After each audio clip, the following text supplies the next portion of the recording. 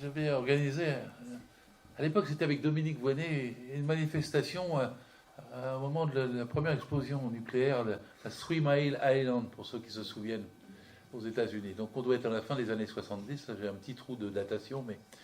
Et puis ensuite, toutes les manifestations contre le nucléaire. C'est par là qu'est venue ma conscience d'une situation actuelle. Puis ensuite, après, comme tout le monde, perçu les effets premiers du réchauffement climatique.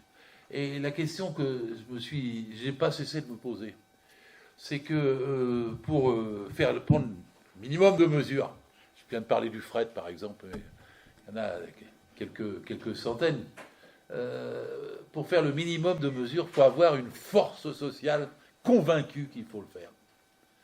C'est-à-dire qu'il n'y a pas de dissociation possible à mes yeux du combat écologique et du combat social. C'est impossible. Je pense que l'existence détermine la conscience. Le socialisme, ça vient du ventre. Je me suis engueulé avec Mélenchon là-dessus, excusez-moi, parce qu'il voit davantage le rôle de l'esprit, et j'étais un vulgaire matérialiste à ce sujet.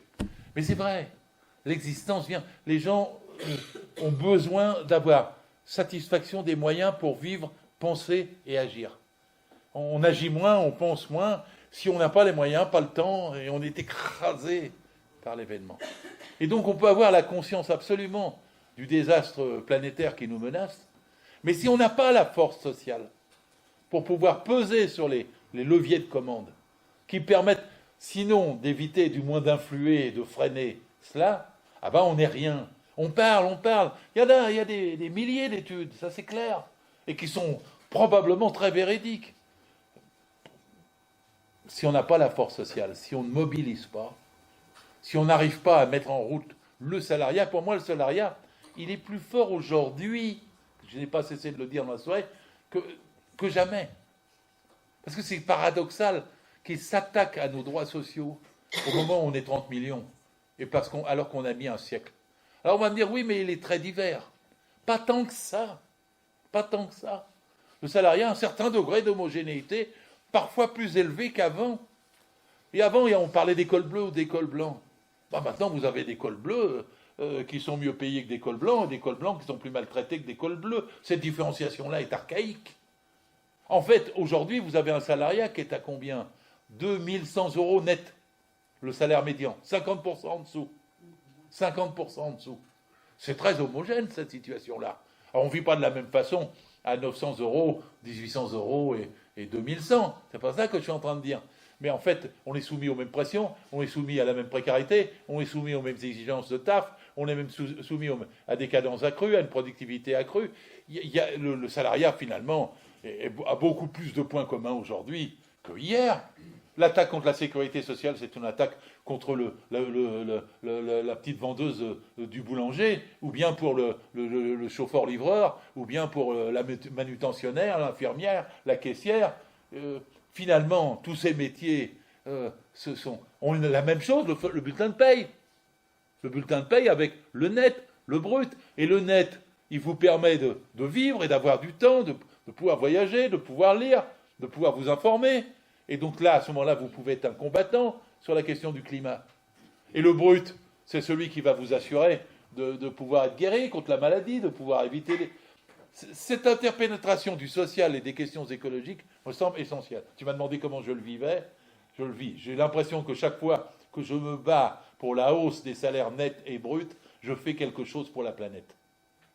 Parce que je donne des forces à des gens pour qu'ils se préoccupent de la planète. Et que s'ils peuvent se préoccuper de la planète, alors les mesures que nous voulons s'imposeront. Qu'on les prendra sur la lutte contre les pesticides, qu'on les prendra sur la lutte pour le fret, qu'on les prendra sur la lutte contre le nucléaire, qu'on trouvera les solutions alternatives, on les trouvera de cette façon-là. Je m'excuse sur la question du nucléaire. Moi, je suis un inspecteur du travail et je vois peut-être avec des mauvaises lunettes la chose, mais je suis un préventeur. Là où il y a des risques, je dis qu'il faut mettre un garde-corps. Bon, c'est mon raisonnement de base pour ma part.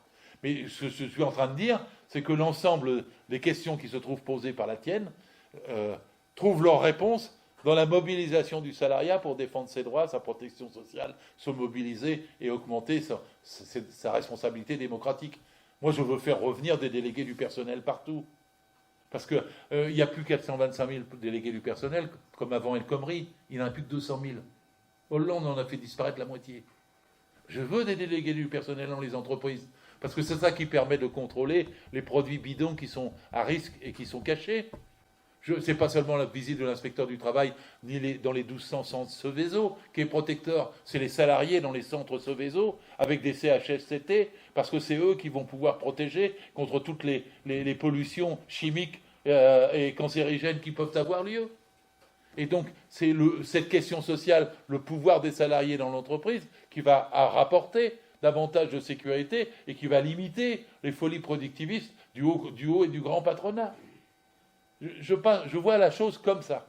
Alors bon, moi, par ailleurs, qu'on soit des militants directement sur les sujets écologiques, se marient avec.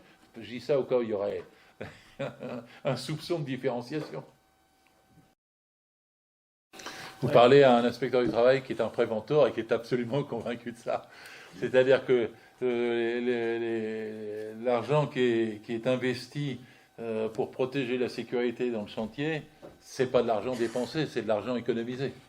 On a moins de victimes, moins de morts, et on a une protection plus forte face aux accidents du travail.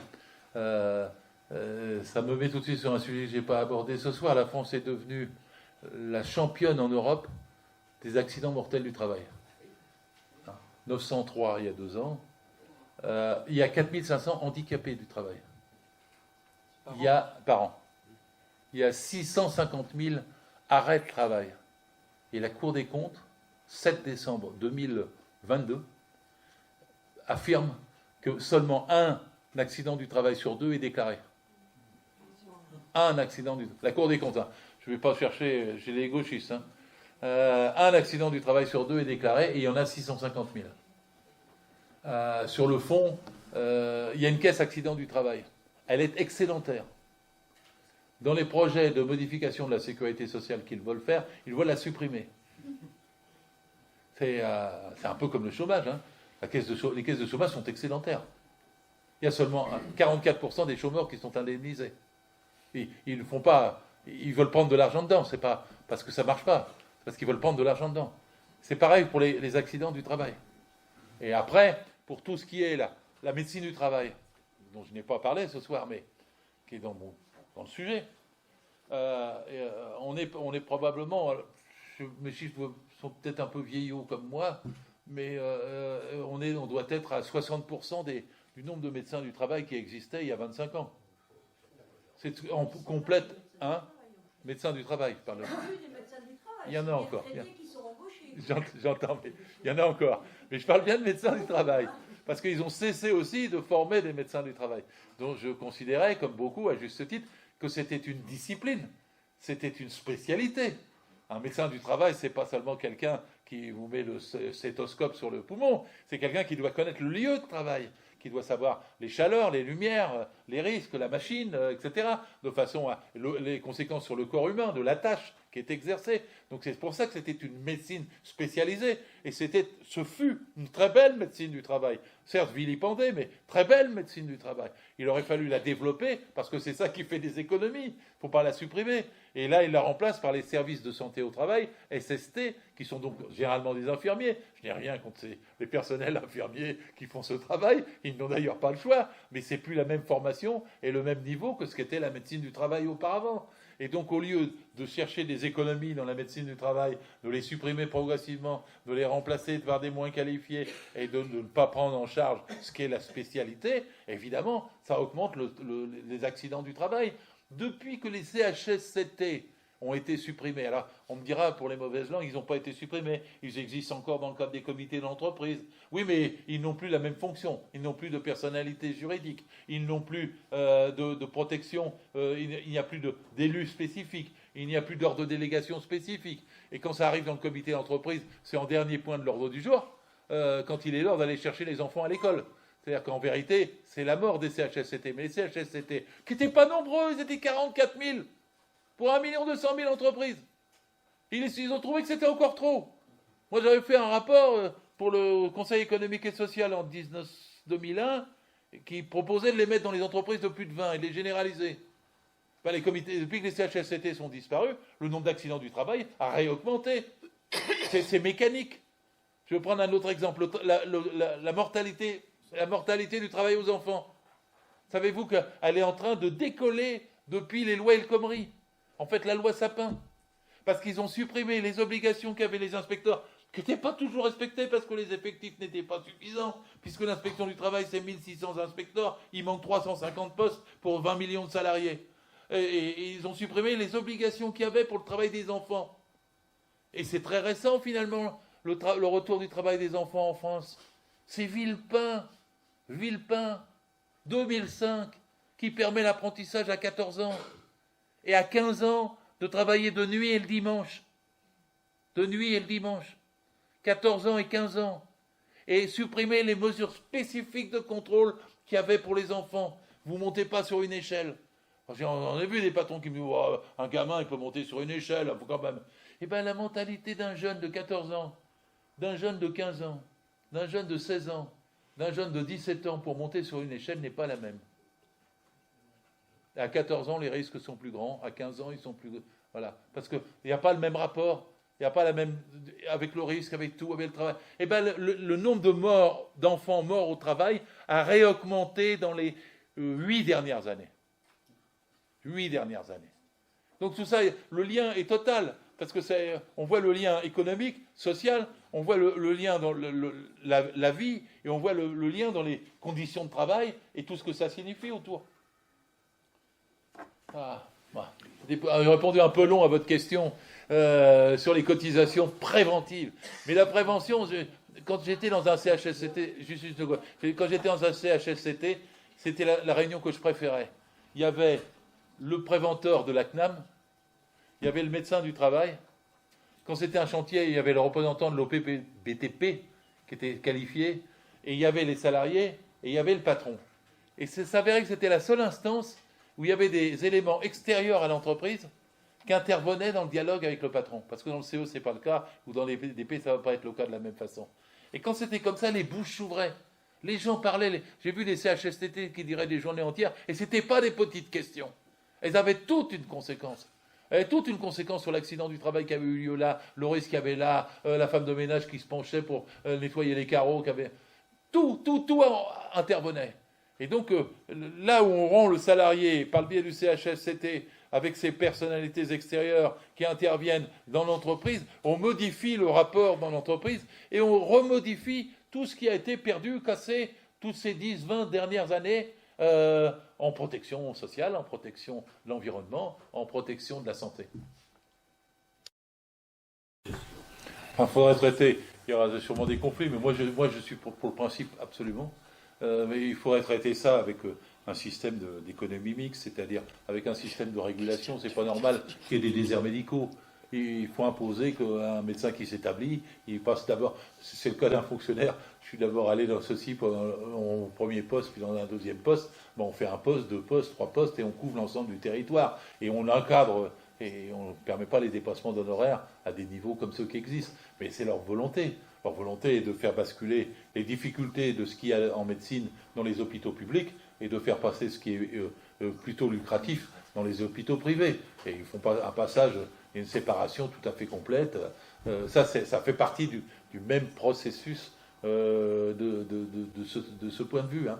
Alors je ne l'ai pas dit tout à l'heure, mais je crois qu'il y avait quelqu'un qui était mutualiste. Au début, j'ai causé. C'est le concierge. Mais moi, je considère comme anormal qu'il y ait 400 mutuelles. 400 mutuelles en France.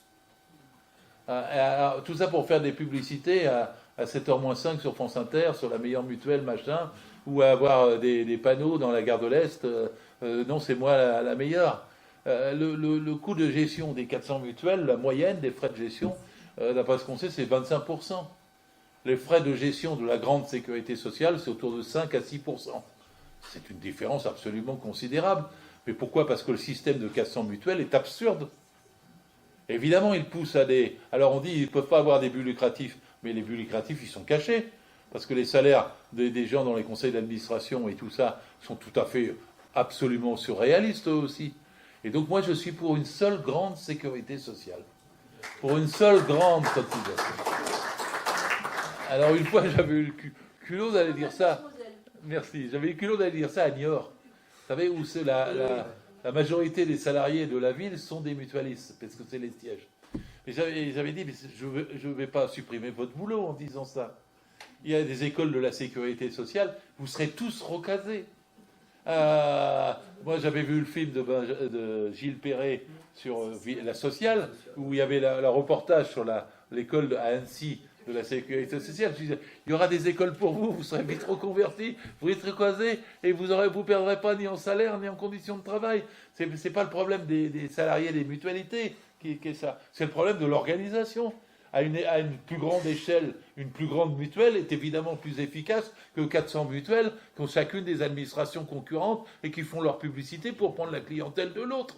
Alors il y a quelques responsables au niveau national des mutuelles qui sont convaincus de ça. Mais il y a une telle pesanteur, et il y a une telle partage de gâteaux, si je peux me permettre l'expression, entre les différentes mutuelles, que c'est difficile à faire entendre. Mais moi, je suis pour que ce soit dans un programme de transformation sociale, une seule grande sécurité sociale.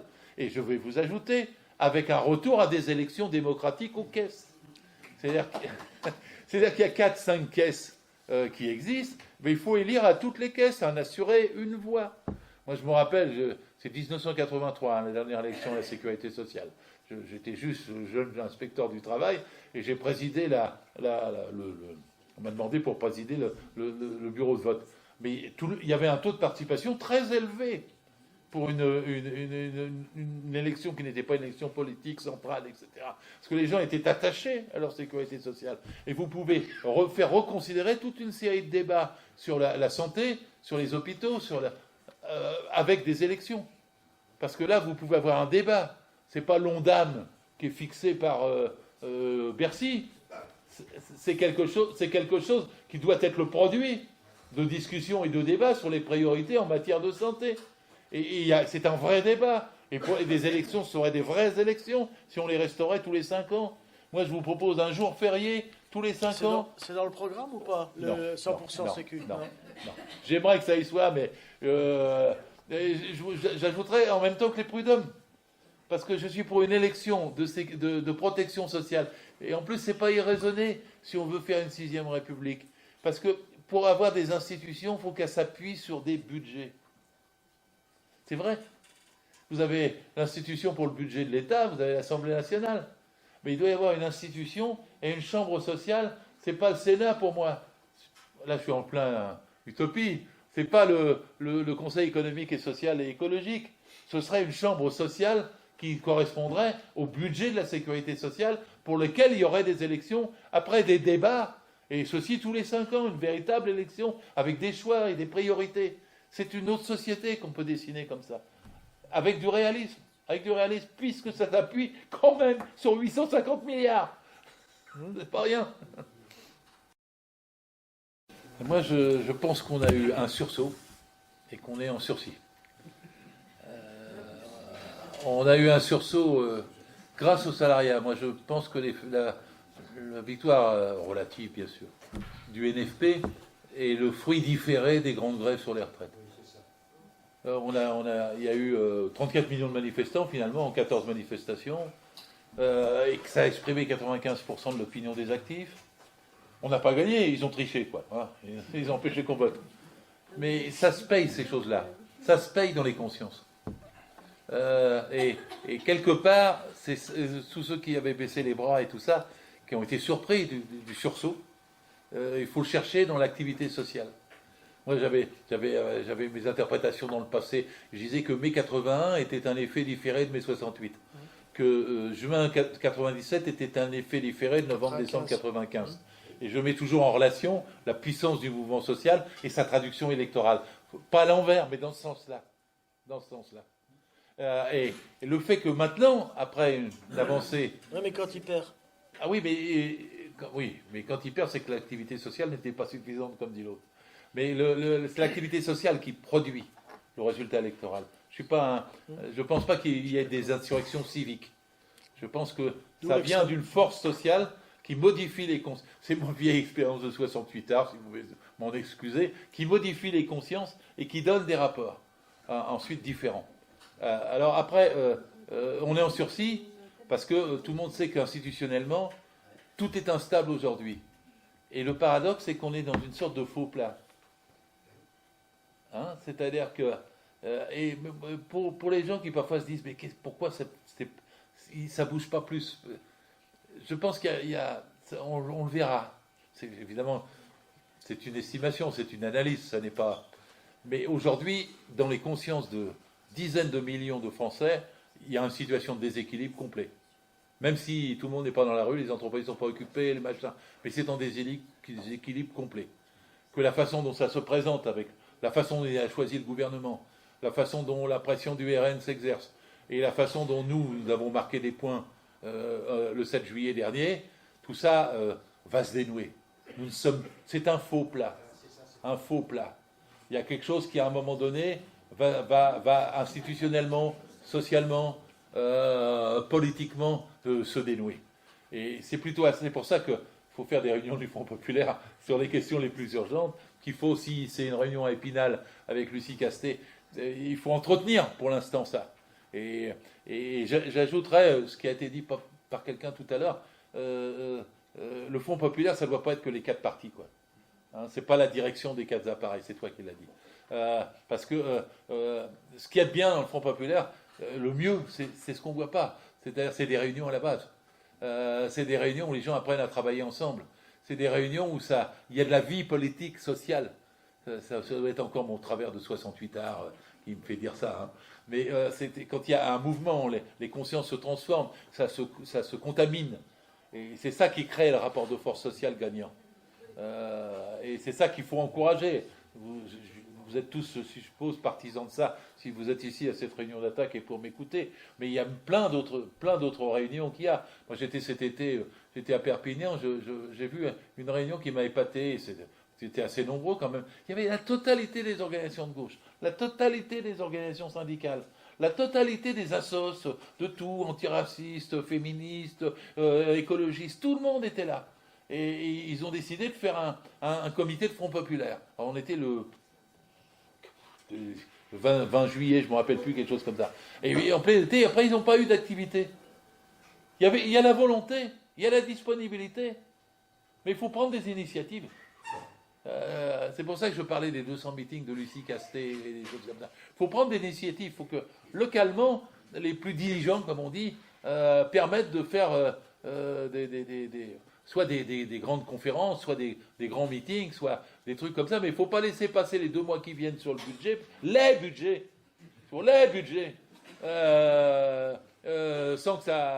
sans saisir l'occasion du débat, de protester et tout. Et il y aura une explosion. Je suis passé comme tout le monde, parce qu'on m'avait fini par me démoraliser, moi. 47 sondages qui disaient que le Front national, Rassemblement national était en tête. Ça vous fait des coups de massue tous les jours, ces choses-là. C'est quelques semaines de ma vie, c'est les seules où j'ai manqué d'optimisme. Je m'en veux encore. Parce que le salariat de notre pays, les 30 millions de salariés, quelque part, c'est ceux qui sont exprimés derrière le nouveau Front populaire. Et puis, on me dit, ouais, mais tous les salariés, ils ne sont pas de gauche. Non, mais 70% des salariés n'ont jamais voté à droite ou extrême droite. Jamais. Il y en a 30% qui ont, pour des raisons diverses, vote pour ceux du château, monsieur le curé, ou bien notre bon maître. Mais c'est 30%, la majorité du salariat, elle ne peut pas. Parce qu'elle est exploitée, c'est elle la victime du système. Elle est passivement la victime. Une partie est active, nous en sommes, je l'espère tous, contre le système. Mais à un moment donné, ça se contamine, ça bouge. Mon meilleur souvenir, moi, de 68, c'était... Alors, j'ai vécu sous les 68 à Rouen. Alors, il n'y avait pas... C'était pas l'Odéon, Paris, tout ça, c'est pas dans les livres. Mais il y avait à Rouen un immense cirque en dur, où les hommes du cirque venaient. Ça s'appelait le Boulingrin. Et il faisait 3000 places. C'était la plus grande salle de Rouen. Et on était étudiants à Mont-Saint-Aignan, et on mettait dans le journal Paris-Normandie 2 lignes, et on remplissait avec 2 lignes le cirque, quoi. Il y avait 3000 personnes. Tous les 3 soirs. Ça durait pendant 3 semaines à peu près, hein. Tous les 3 soirs. Et alors, tout le monde débattait, mais pendant des heures.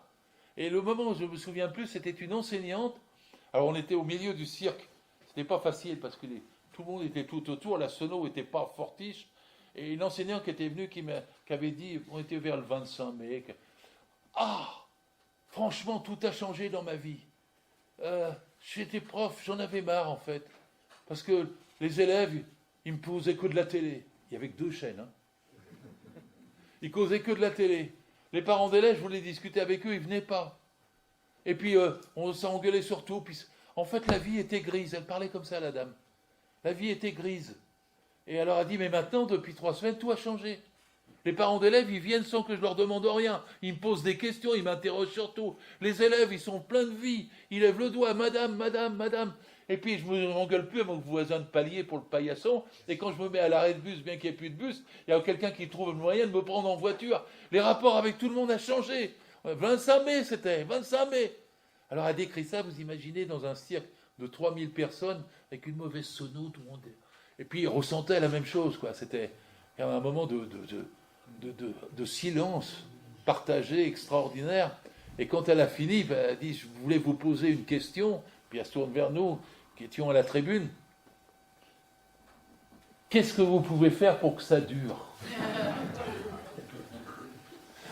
J'ai été marqué toute ma vie par cette question. Vous connaissez ce petit dessin qui circule sur Internet, où il y a une jolie maison dans un joli paysage avec des collines, des arbres, et on voit bien que cette ville-là est agréable et tout. Il y a une bulle qui sort, et puis qui dit...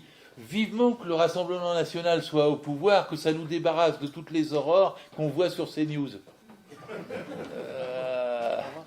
Il y a une grande partie d'explication quand même là. Hein, parce que je suis en train de lire un livre que je vous recommande qui s'appelle Les 100 premiers jours d'Hitler. Il est effrayant. Mais il se lit bien, c'est passionnant. Sur comment là, ils arrivent par la violence à transformer, à faire pression sur les gens, à les manipuler, à leur mentir et à les entraîner. Et MBE. Hein? MBE. Oui. Voleur et trop. Oui, oui. Et comment dirais-je, ce qu'on n'a pas comme menace, nous, c'est qu'il n'y a pas les SA, il n'y a pas les bandes dans la rue pour nous obliger à. C'est même plutôt le contraire. C'est le silence, c'est l'isolement, c'est la contamination par de hauts médias et l'isolement de cercles et de relations sociales. C'est presque sur ce plan-là le contraire, quoi. Et moi je dis toujours, tant qu'on c'est nous qui avons la rue, même si on ne gagne pas, comme au moment de l'intersyndicale de l'année dernière. Je m'excuse, mais le RN est dans les caves à ce moment-là. C'est nous qui... Et tant que cette force-là peut être disponible et que nous pouvons la transformer... Et moi, alors, je termine avec des bêtises, il faut qu'on s'arrête parce que je vais dire n'importe quoi, mais moi je pense que la manif de rue ne suffise pas, qu'il refaudra des occupations d'entreprise de la même façon, et que sans occupation d'entreprise et le mariage des deux, c'est une paralysie du pays, et ce coup-là c'est des millions et des millions de manifestants, on ne gagne pas. Mais c'est nous seuls qui pouvons faire ça. Nous seuls avons la force sociale, le salariat, pour pouvoir faire ça. C'est ma réponse contre le résultat, qui explique quand même l'isolement, le média. Et par contre, alors, pour ceux qui me disent le RN, c'est comme Macron, alors ne me mettez pas le RN, plus l'article 16, plus la police qui vote à 80% pour lui, plus l'armée, plus les médias, ne me les mettez pas au pouvoir. Parce que vous n'aurez pas besoin des SA dans la rue pour vous courir après. Hein. Parce que la puissance que ça représente du point de vue centralisation étatique et violence contenue est aussi menaçante sans avoir les SA. Je ne fais pas de comparaison historique, ça ne vaut pas ça. Lisez ce bouquin, Les 100 premiers jours d'Hitler, ça vous fera peur. Et ça vous rassurera en même temps. Vous direz que c'est possible de résister à ça. Tu conclus? Oh, mais moi, j'entends les propos, je n'ai pas de conclusion, moi. T'as pas de conclusion? Je suis un militant, j'ai expliqué. Donc,